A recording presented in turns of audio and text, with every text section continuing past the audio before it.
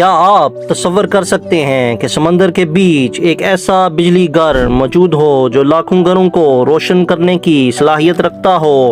ایک ایسا منصوبہ جو زمین پر نہیں بلکہ سمندر کی گہرائیوں میں کھڑا ہے۔ ایک ایسا انجینئرنگ شاہکار جسے دیکھ کر محسوس ہوتا ہے کہ انسان نے قدرت کی طاقت کو قابو میں کر لیا ہے۔ آج ہم بات کریں گے دنیا کے سب سے بڑے آف شور ونڈ فارم یعنی ڈوگر بینک ونڈ فارم کی۔ یہ صرف ایک پاور پلانٹ نہیں بلکہ انسانی تاریخ کی سب سے بڑے قابل تجدید توانائی منصوبوں میں سے ایک ہے۔ لیکن سوال یہ ہے کہ آخر اس منصوبے پر اربوں ڈالر کیوں خرچ کیے گئے اور یہ سمندر کے بیچ اتنی دور کیوں بنایا گیا؟ آئیے جانتے ہیں۔ ڈوگر بینک کہاں واقع ہے؟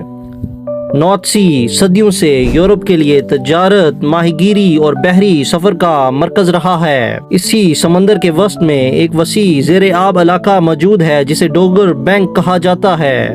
یہ برطانیہ کے مشرقی ساحل سے تقریباً 130 سے 190 کلومیٹر دور واقع ہے۔ یہ علاقہ نسبتاً کم گہرا ہے جس کی وجہ سے یہاں بڑے پیمانے پر ونڈ ٹربائنز نصب کرنا ممکن ہوا، لیکن اصل وجہ کچھ اور ہے۔ یہاں دنیا کے طاقتور ترین اور مسلسل چلنے والی ہوائیں چلتی ہیں، اور یہاں تیز ہوائیں ہوں وہاں بے پناہ توانائی موجود ہوتی ہے۔ منصوبے کا آغاز برطانیہ نے 2050 تک نیٹ زیرو کاربن ایمیشنز کا ہدف مقرر کیا۔ اس مقصد کے لیے حکومت نے قابل تجدید توانائی پر بھاری سرمایہ کاری شروع کی۔ اسی ویژن کے تحت ڈوگر بینک ونڈ فارم کا تصور سامنے آیا۔ اس منصوبے کو 3 مراحل میں تقسیم کیا گیا: ڈوگر بینک اے، ڈوگر بینک بی اور ڈوگر بینک سی۔ ہر مرحلہ ایک مکمل پاور اسٹیشن کے برابر ہے۔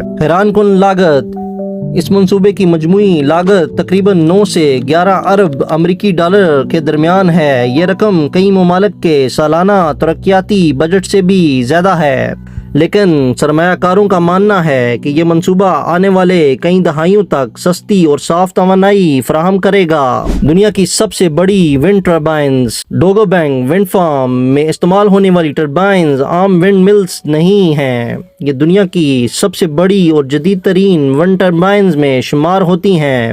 ہر ٹربائن کی اونچائی تقریباً 260 میٹر تک پہنچتی ہے۔ یہ لندن کے مشہور بگ بین سے تقریباً 3 گنا بلند ہے۔ صرف ایک بلیڈ کی لمبائی تقریباً